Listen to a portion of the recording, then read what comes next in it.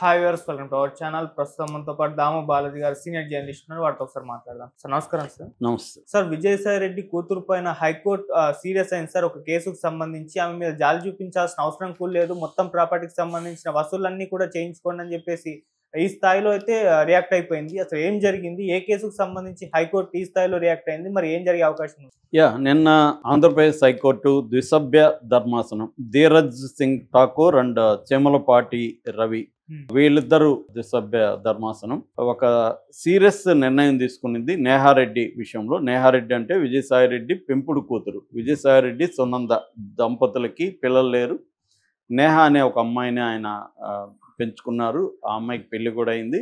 So ఆ అమ్మాయి పేరు నేహారెడ్డి. ఆ అమ్మాయి ఒక కూతురే ఆయనకి, విజయసాయి రెడ్డికి. ఇప్పుడు ఆమె మీద హైకోర్టు బెంచ్ చాలా సీరియస్గా నిన్న ఆదేశాలు జారీ చేసింది. అసలు ఏంటి, నేహారెడ్డి చేసిన తప్పేంటి, కోర్టు ఎందుకు ఈ స్థాయిలో సీరియస్ అయింది అనే విషయాలు మనం మాట్లాడుకుందాం. మామూలుగా విజయసాయి రెడ్డి వైసీపీలో ఆయన ఒకప్పుడైతే సెకండ్ పొజిషన్లో ఉండేవాడు. జగన్ తర్వాత మొత్తం విజయసాయి రెడ్డి చూసుకునేవాడు. ముఖ్యంగా ఆయనకి ట్రబుల్ షూటర్ అనే పేరుంది. సమస్య పార్టీలో కానీ ఎక్కడైనా ఏ సమస్య వచ్చినా ఆయన డీల్ చేస్తాడు.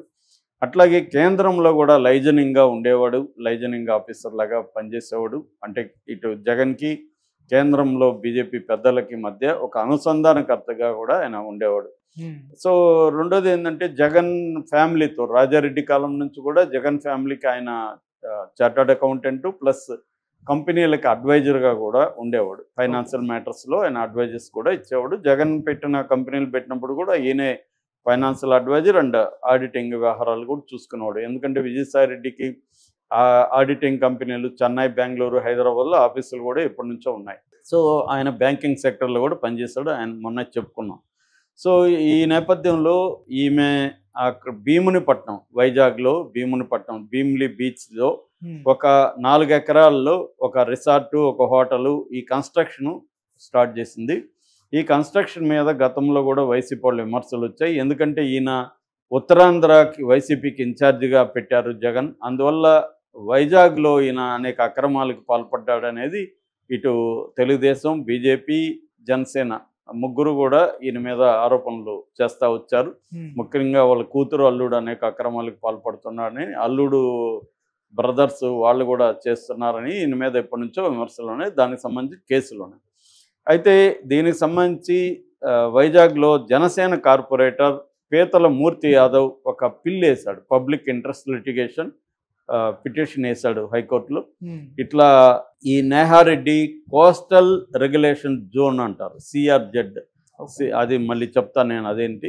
ఈ సిఆర్జెడ్ నిబంధనల్ని ఉల్లంఘించి ఈమె కన్స్ట్రక్ట్ చేసింది అని కోర్టుకు వెళ్తే కోర్టు పరిశీలించి ఇది వాస్తవమైన కోర్టు నమ్మి దాన్ని డిమాలిషన్కి ఆదేశించింది. సెప్టెంబర్ 4న డిమాలిష్ చేశారు.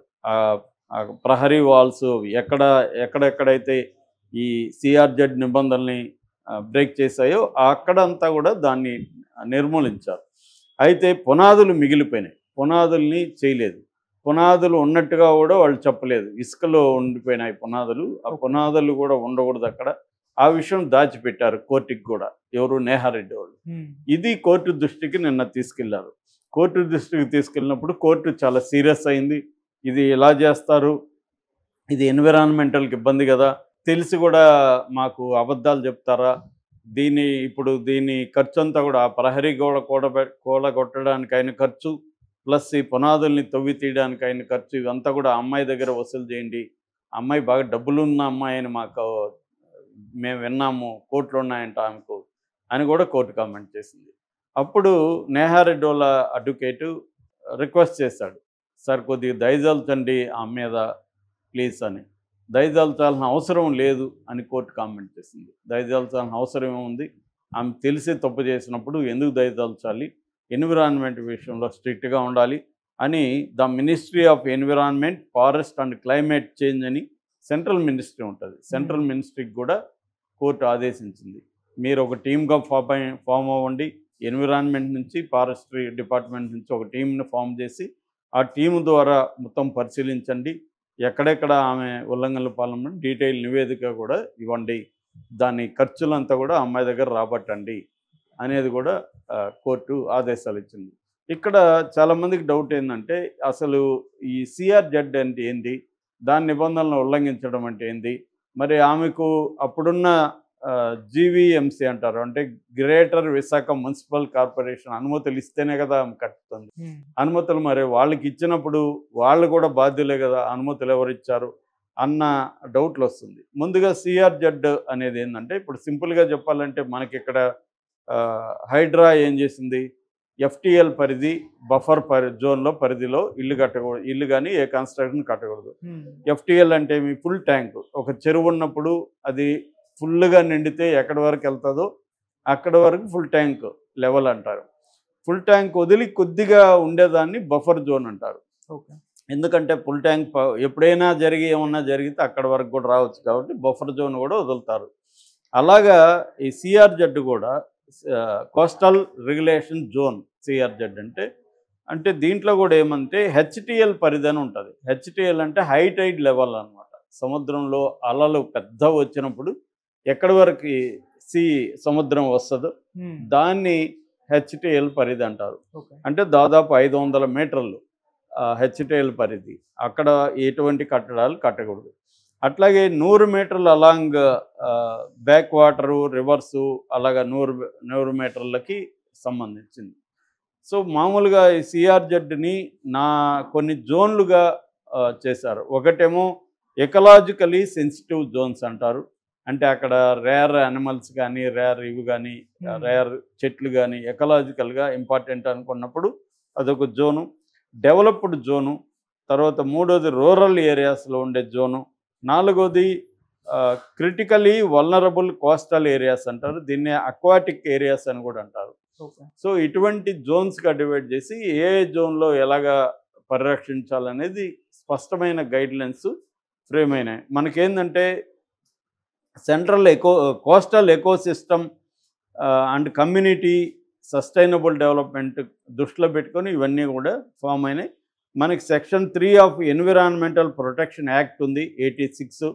అందులో భాగంగా 99లో ఫస్ట్ ఈ సిఆర్జెడ్ అనేది ఏర్పాటు చేశారు. దాని తర్వాత దాన్ని 2011లో 2018లో అప్డేట్ కూడా చేశారనమాట సిఆర్జెడ్ని. ఇప్పుడు ఈమె కట్టిన ఈ 4 ఎకరాల గెస్ట్ హౌస్ ఏదైతే ఉందో ఇది ఈ సిఆర్జెడ్ చెప్పిన ఈ జోనల్ చెప్పిన పరిధి ఏదైతే ఉందో హెచ్టిఎల్ పరిధిని దాన్ని ఆమె అధిగమించి కట్టింది. వైసీపీ అధికారాన్ని ఉపయోగించుకొని గవర్నమెంట్ నుంచి జీవీఎంసీ నుంచి పర్మిషన్లు తెచ్చుకొని ఆమె కట్టింది అనేది ఇప్పుడు కోర్టులో ఈ పీతల మూర్తి యాదవ్ ఆయన వేసిన పిల్లిని బట్టి నిరూపితమైంది. అంటే ఇప్పటి వరకు కూటమి నాయకులు ఇటు విజయసాయిరెడ్డి మీద వాళ్ళ కూతురు అల్లుడు మీద పెట్టిన విమర్శలు కరెక్టే అని కోర్టు నిరూపించినట్టుగా అయిందనమాట. ఇది ఖచ్చితంగా ఆహ్వానించాల్సిన నిర్ణయం కోర్టు. ఎందుకంటే విపరీతంగా విజయసాయిరెడ్డి కాదు, అసలు అందరూ రాజకీయ నాయకులు పర్యావరణం అనేది కేవలం స్కూల్ పిల్లల టెక్స్ట్ బుక్లో లెసన్లకు పరిమితమైంది కానీ ఎవరు ఫాలో కావట్లేదు. ఇంక్లూడింగ్ అమరావతి పర్యావరణాన్ని బ్రేక్ చేస్తుంది అనేది చాలామంది తెలియజేసినా కూడా అమరావతిని అక్కడే కట్టుతున్నాడు చంద్రబాబు. అలాగా మన ఇంకా హైదరాబాద్ సిటీ హైడ్రాకి సంబంధించి ఎన్ని చర్చలు చూసాం. అసలు చెరువు పరిధిలో ఎఫ్టీఎల్ పరిధిలో రోడ్లు ఉన్నాయి, ఎఫ్టీఎల్ పరిధిలో గవర్నమెంట్ బిల్డింగ్లు ఉన్నాయి, ఎఫ్టీఎల్ పరిధిలో ప్రైవేటు వ్యక్తులు అందరూ కూడా పెద్ద పెద్ద స్థాయిలో కట్టడాలు ఉన్నాయి. అవన్నీ కూల్చట్లేదు ఇక్కడ కూడా హైడ్రో. సో మొత్తం నగరాల అల్లకొల్లాలను అయిపోవడానికి ప్రధాన కారణం ఏంటంటే మన పూర్వీకులు ఒక నగరాన్ని నిర్మించినప్పుడు వాటర్ ఎక్కడ పడుతుంది, ఈ వాటర్ ఎట్లా వెళ్ళాలి, వెళ్ళడానికి మార్గాలు ఏమిటి, ఇవన్నీ ఒక ప్లాన్ ప్రకారం చేశారు.